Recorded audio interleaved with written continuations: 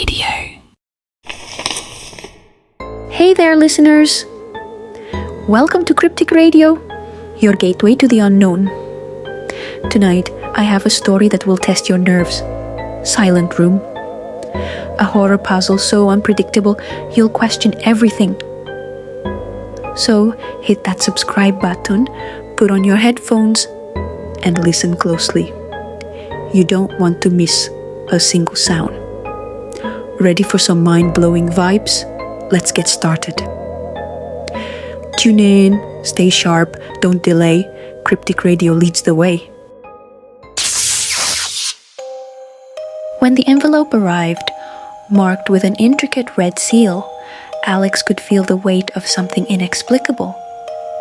It had no return address, only his name inscribed in an elegant hand. The wax seal bore a peculiar emblem, an Ouroboros swallowing its tail, encircled by words in a language he did not recognize. Inside, a single card read, "You are invited to the unveiling of the silent rooms. An experience unlike any other awaits. Arrival is mandatory." The word mandatory struck Alex as odd, but curiosity outweighed caution. The address led to an abandoned mansion on the outskirts of town, a place shrouded in urban legends. Alex wasn't a stranger to mystery. Raised in a quiet suburb, his childhood was marked by tragedy. His father had vanished when Alex was just 8, leaving behind only a cryptic note that read, "The truth lies within the rooms we avoid." His mother, already fragile, fell into despair, and Alex grew up too fast, shouldering responsibilities he wasn't ready for. These experiences hardened him, making him skeptical, yet drawn to the unknown. That night, under a heavy blanket of fog, Alex arrived at the mansion.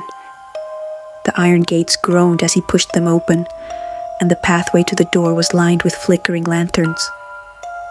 The building loomed before him, its windows dark and unwelcoming. As he stepped inside, the door shut behind him with a resounding thud. A single hallway stretched ahead, and the air was heavy with the scent of mildew and something metallic. On the wall, a plaque read, "Enter only if you seek to know yourself." The first room was empty, save for a chair in the center and a mirror on the far wall. Alex hesitated before sitting, his reflection staring back at him with an unsettling intensity. Words began to appear on the mirror's surface, written as though by an invisible hand. "What haunts you most?" Before Alex could process the question, memories surged forth unbidden. His mother's hollow eyes as she lay in a hospital bed. The argument he had with his best friend Maya the night before her fatal accident. The gnawing guilt he buried beneath layers of denial. Maya's face haunted him the most. She had been the only person who understood the weight Alex carried. They'd grown inseparable in their teens, bonding over a shared sense of loss. Her father had died in a car crash, leaving her mother bitter and distant. The fight they'd had was over something trivial, but it had escalated. The last thing he said to her was, "Maybe I'd be better off without you." She died hours later in the same car her father had. The mirror shattered, and the door to the next room creaked open. The second room was dimly lit, with walls covered in faded, torn wallpaper. In the corner stood a mannequin, its head turned toward the ceiling. As Alex stepped further inside, the mannequin's head slowly swiveled to face him. Its hollow eyes seemed to follow his every movement. On a table in the center of the room lay a notebook and a pen. The cover bore the words, "Write your truth." Alex hesitated but picked up the pen. As he wrote, the mannequin's posture shifted subtly. He wrote about the guilt he felt for abandoning his sister, Emily, when she needed him most. After their mother's death, Alex had left for college, unable to bear the weight of being a caretaker.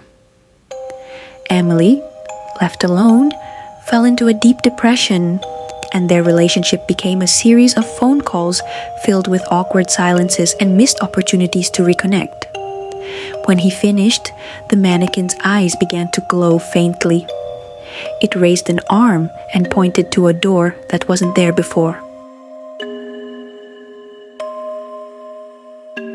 The third room was a perfect replica of his childhood bedroom.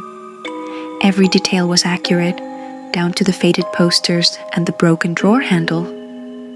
But something felt off. The air was too still, too quiet. A clock on the wall began to chime, even though its hands didn't move. Alex turned toward the door he had entered through, but it was gone. Panic set in as he tried to find an exit, but the room seemed to stretch endlessly, warping and twisting. The clock's chime grew louder, morphing into a deafening cacophony. Alex covered his ears and screamed, but no sound escaped his lips. When he turned back, the room had changed. Now, it was a sterile white space, the walls lined with monitors displaying moments from his life. He saw himself lying, stealing, hurting those he loved. A voice echoed around him. "Do you see who you truly are?" The monitors began to distort, showing fragmented memories that blended into surreal visions. He saw himself wandering through dark corridors that resembled the mansion, his face reflected in puddles of blood. Whispers filled the air, each voice recounting a mistake he had tried to forget.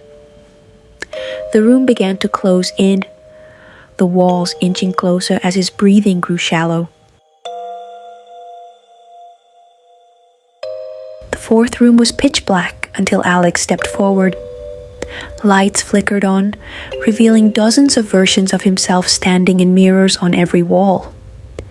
Each reflection showed Alex at a different point in his life. A boy with bright eyes, a teenager full of anger, a man weighed down by regret. A voice echoed, "Choose the reflection you trust the most." The reflections began speaking, each trying to convince Alex to choose them. The child pleaded for innocence, the teenager demanded justice for his anger, and the man in the middle offered wisdom. But the longer Alex stood indecisive, the reflections grew more hostile, shouting his failures and mocking his weaknesses. Finally, Alex chose the reflection of himself as a man, admitting, "I am flawed, but I have grown." The other reflections shattered, and a door appeared. The fifth room was lined with masks, each one unique in design. A placard in the center read, "Pick the mask that fits who you truly are." Alex hesitated. Some masks were beautiful, others grotesque. He reached for a golden mask but stopped when he noticed a plain, weathered one in the corner. Something about it felt honest. When he put the mask on, memories flooded him. Times he pretended to be someone he wasn't, lies he told to protect his ego. The mask tightened around his face, making it hard to breathe, until he finally ripped it off and cried, "I don't need a mask." The room dissolved, and the next door appeared. The sixth room was eerily silent, with marionettes hanging from the ceiling. Each puppet resembled someone Alex had known: his mother, Emily, Maya. A pair of scissors lay on a pedestal, with a note, "Cut the strings, but choose wisely." Alex approached the puppet of his mother. Cutting the strings caused it to collapse, but he felt a pang of relief, as though freeing her from his guilt. When he reached Maya's puppet, he hesitated. Cutting her strings brought memories of their fight, but also closure. With each string he cut, Alex felt lighter. The final puppet was himself, and as he severed its strings, the room faded, leaving him in darkness once more. The final room was unlike the others. It was vast, its walls impossibly high and made of an obsidian-like material that absorbed light. In the center stood a figure cloaked in black, its face obscured. The figure raised a hand, and Alex felt a crushing weight on his chest. He fell to his knees as the voice returned, this time softer. "Do you accept your sins?" Tears streamed down Alex's face as he whispered, "Yes." The figure stepped closer, removing its hood. It was Alex, or rather, a twisted, hollow version of himself. The doppelganger extended a hand, and as their fingers touched, Alex was engulfed in darkness. In the darkness, he heard a cacophony of voices, each one narrating a version of his life. Some spoke of redemption, others of despair. He was forced to relive each decision he had made, feeling the weight of every consequence. Time seemed to stretch endlessly as he floated in the void, grappling with his choices. But Alex soon discovered that his escape from the silent rooms was only the beginning of another journey. Waking up in his own bed, the sense of relief was fleeting. He noticed subtle changes in his world. The faint outline of a door where there hadn't been one, fleeting shadows in his peripheral vision, and whispers that spoke his name when no one was around. Each time he dared to open one of those new doors, he was pulled into another test, another trial, where the rooms became even more personal, more insidious. Alex sought out Emily, determined to mend the fractures in their relationship. She had aged beyond her years, her eyes heavy with resentment and loss. Their conversation was stilted but honest, as Alex admitted to his failures and promised to do better. For the first time in years, Emily smiled. A faint, fragile thing, but genuine. The silent rooms left their mark on Alex, embedding a lingering awareness of the paths not taken, the words left unsaid. He saw echoes of the rooms in his daily life, in the faces of strangers, in the patterns of shadows, and in his own reflection. The mansion no longer stood at the edge of town, but its presence loomed within him, a reminder that self-discovery was both a curse and a gift. Years later, Alex became a counselor, dedicating his life to helping others confront their inner demons. He used the lessons from the silent rooms to guide his clients, but he never spoke of the mansion itself. On quiet nights, he sometimes felt the weight of unseen eyes upon him, as though the rooms were watching, waiting. One night, Alex found another envelope on his desk, marked with the same red seal. His hands trembled as he opened it, revealing a single line: "The rooms are never truly silent."